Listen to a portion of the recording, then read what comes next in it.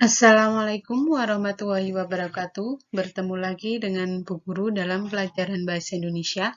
Pada pertemuan kali ini kita akan membahas tentang struktur dan bahasa pada cerita fantasi. Pertemuan sebelumnya kita sudah membahas tentang unsur intrinsik cerita fantasi ya.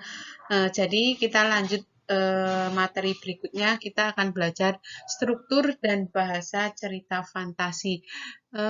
Setelah pembelajaran ini, Bu Guru harap kalian bisa menentukan struktur dan bahasa cerita fantasi.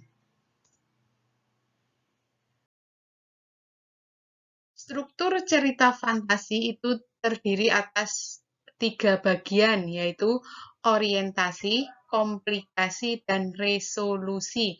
Nah, sebelum Bu Guru melanjutkan materinya, itu di buku paket ada, kalian silahkan buka mulai dari halaman 60.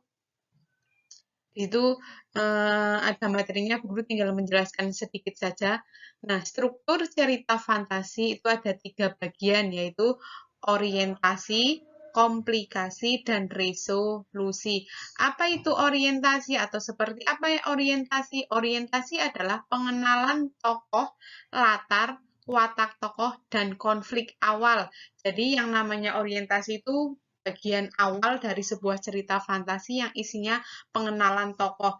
Di dalam halaman atau di buku paket halaman 60, di situ ada teks cerita fantasi yang berjudul Belajar dengan Gajah Mada. Nah, bagian orientasinya di situ mengenalkan tokohnya dan latarnya. Siapa saja tokohnya di situ? Ya, tokohnya ada Ardi, Handi, dan Bani. Latarnya mereka ada di Candi Trowulan dan latar waktunya Minggu pagi. Jadi, bagian orientasi itu hanya pengenalan tokoh, latar, watak tokoh, dan konflik awal. Kalau yang berupa konflik awal, itu contohnya ada di teks cerita fantasi yang berjudul Ruang Dimensi Alpha. Ruang Dimensi Alpha, jika kalian sudah membaca di halaman 54, Ruang Dimensi Alpha itu ceritanya diawali dengan konflik awal. Ketika kalian membaca, tiba-tiba langsung ada konfliknya, itu boleh di dalam cerita fantasi. Nah, itu tetap masuk bagian orientasi. Nah, bagian komplikasi itu muncul masalah hingga masalah memuncak. Jadi ketika kalian membaca cerita fantasi, masalahnya sudah muncul, itu masuk ke dalam komplikasi sampai masalah memuncak. Contohnya di dalam Belajar dengan Gajah Mada itu, komplikasinya dimulai dari tiba-tiba Handi berteriak minta tolong karena dia eh, seperti ada yang menarik ke dalam lubang, itu masuk komplikasi. Nah, masalah memuncaknya apa? Masalah memuncaknya ketika Gajah Mada memberi pertanyaan kepada mereka bertiga, si Handi, Ardi, dan Dani. Mereka harus bisa menjawab pertanyaan dengan tepat, itu masuk masalah memuncak. Nah, kalau di dalam cerita kekuatan ekor biru nataga, komplikasinya yang mana? Nah, di dalam kekuatan ekor biru nataga, komplikasinya itu muncul masalah ketika segerombolan serigala masuk ke tanah Modo, itu adalah komplikasi. Masalah memuncaknya yang mana? Masalah memuncak ketika pasukan Nataga mulai kalah, itu masalah memuncak. Nah, sekarang bagian yang ketiga dari struktur cerita fantasi, yaitu resolusi. Resolusi itu apa? Resolusi adalah penyelesaian masalah dari konflik yang terjadi. Nah, masalahnya diselesaikan, itu masuk resolusi. Di dalam cerita Belajar dari Gajah Mada, resolusinya itu ketika mereka berhasil menjawab pertanyaan Gajah Mada dengan tepat, itu berarti masuk penyelesaian masalah. Sedangkan di dalam cerita Kekuatan ekor biru nataga, resolusinya itu ketika nataga mengeluarkan api dari ekornya, itu menyelesaikan masalah.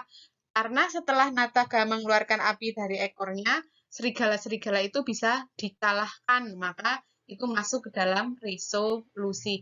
Paham ya sampai sini beda antara orientasi, komplikasi, dan resolusi. Next.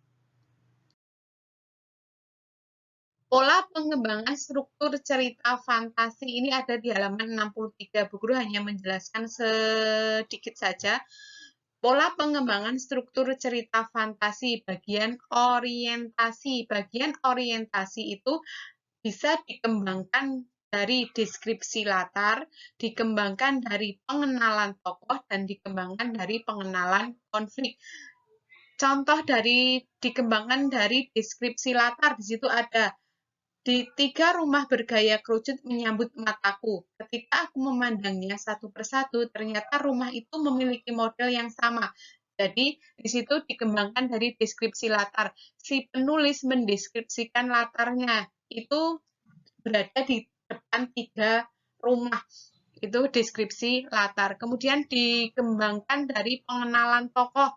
Contohnya apa? Di situ alien itu berhidung mancung. Dengan hidungnya yang menjulang, ia mengendus sekeliling.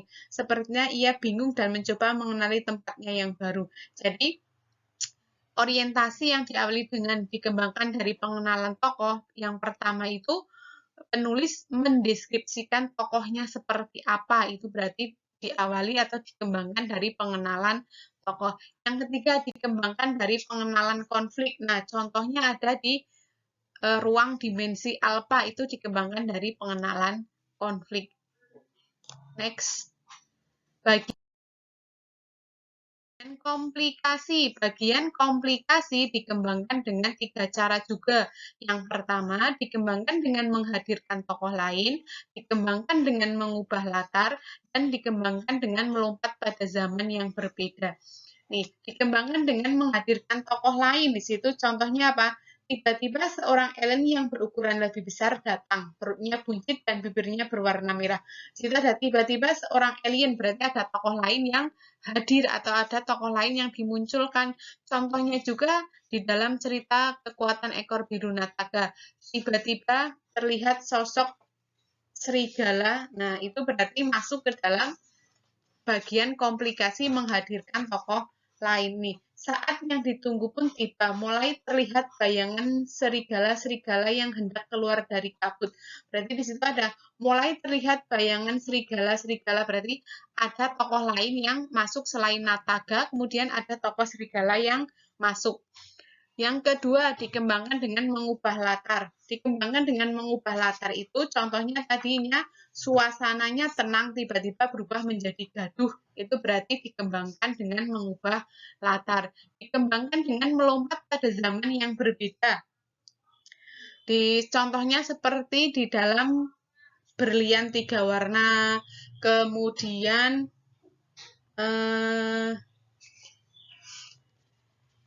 ada lagi Belajar dengan Gajah Mada, itu juga dikembangkan dengan melompat pada zaman yang berbeda. Next, bagian yang terakhir yaitu resolusi. Resolusi juga dikembangkan dengan 3 bagian, yaitu dikembangkan dengan lompatan waktu, dikembangkan dengan sebab akibat yang unik, dan dikembangkan dengan surprise atau kejutan. Di situ yang pertama di halaman 65 dikembangkan dengan lompatan waktu, ditandai dengan kata apa? 2 tahun kemudian, Sarta telah sampai di galaksi Andromeda dan bertemu dengan Ozzy. 2 tahun kemudian berarti lompatan waktu, atau kalian di dalam cerita bisa 1 tahun kemudian atau 2 hari kemudian, itu berarti lompatan waktu. Yang kedua, dikembangkan dengan sebab akibat yang unik. Nah, di situ contohnya setelah saya menyebutkan semua perilaku baik yang pernah saya lakukan, pintu terbuka. Dan tanpa kuduga, saya sudah berada di depan meja belajarku. Akhirnya Doni bisa kembali ke dunia asalnya. Sebab akibat yang unik contohnya juga ada di cerita Belajar dari Gajah Mada. Resolusinya ketika mereka bisa menjawab pertanyaan dari Gajah Mada, mereka bisa kembali ke dunia asalnya, berarti itu termasuk dikembangkan dengan sebab akibat yang unik. Yang terakhir dikembangkan dengan surprise atau kejutan. Di situ Putri Candy menguap. Putri terbangun dari 3 tahun tidur panjangnya. Berarti setelah si Putri tertidur lama, tiba-tiba dia bisa bangun kembali karena ditolong oleh Anika dan teman-temannya. Itu berarti sebuah kejutan. Paham ya? Sampai sini jika kalian belum paham, nanti kalian bisa mempelajari lagi, diulang lagi videonya, dan dibuka juga buku paketnya. Di situ ada penjelasannya. Next. Alur dalam cerita fantasi. Dulu ketika kalian di SD itu kalian pasti sudah mengenal alur. Alur itu apa? Ya, alur adalah jalan cerita. Kalau di saat kalian di SD, alur itu bisa alur maju, alur mundur, atau alur campuran. Tetapi kalau di dalam cerita fantasi, itu ada alur lengkap, alur dimulai dari komplikasi, dan alur tanpa resolusi. Maksudnya seperti apa? Alur lengkap itu dimulai dari orientasi, muncul masalah, masalah memuncak, dan pemecahan masalah. Jadi, ketika kalian membaca sebuah cerita fantasi diawali dari orientasi, muncul masalah, masalah memuncak, dan pemecahan masalah, itu menggunakan alur lengkap. Contohnya seperti teks cerita fantasi yang berjudul Kekuatan Ekor Biru Nataga, itu juga alur lengkap. Kemudian Belajar dengan Gajah Mada, itu juga menggunakan alur lengkap. Berlian 3 warna, itu juga menggunakan alur lengkap. Nah, alur yang kedua, alur dimulai dari komplikasi. Apa artinya? Dimulai dari munculnya masalah, masalah memuncak, diakhiri pemecahan masalah. Jadi, ada cerita fantasi yang langsung muncul masalah. Nah, kalian sudah pernah membacanya ya, yang berjudul apa?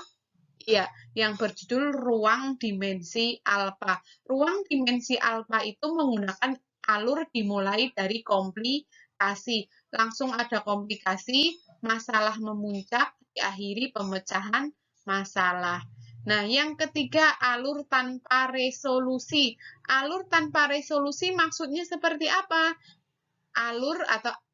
Alur tanpa resolusi itu cerita fantasi yang akhir ceritanya menggantung.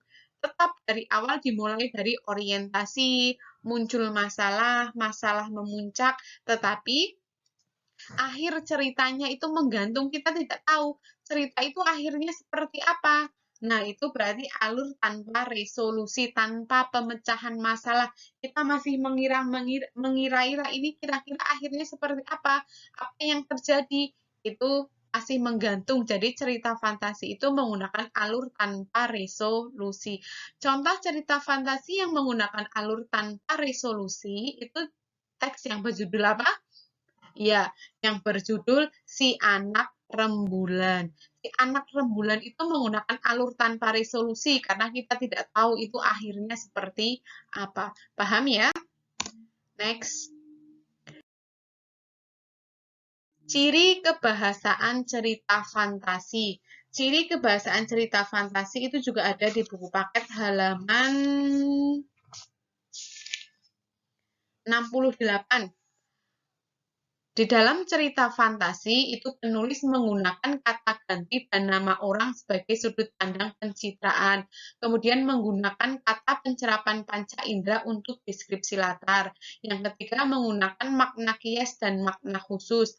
Yang keempat, menggunakan kata sambung penanda urutan waktu. Yang kelima, menggunakan kata ungkapan keterkejutan. Dan yang terakhir, menggunakan dialog atau kalimat langsung di dalam cerita. Nah, ini penjelasannya atau contohnya ada di buku paket. Kalian bisa membaca sendiri karena jika Bu Guru jelaskan di sini nanti akan terlalu panjang. Dan Bu Guru kira kalau kalian membaca sendiri juga pasti akan lebih paham. Nah, cukup sekian penjelasan dari Bu Guru. Bu Guru harap kalian paham. Dan jika belum paham, silahkan diputar kembali videonya. Dan dicatat, ingat ini harus dicatat supaya kalian paham. Nah, terima kasih sudah mendengarkan penjelasan Bu Guru. Bu Guru akhiri, wassalamualaikum warahmatullahi wabarakatuh.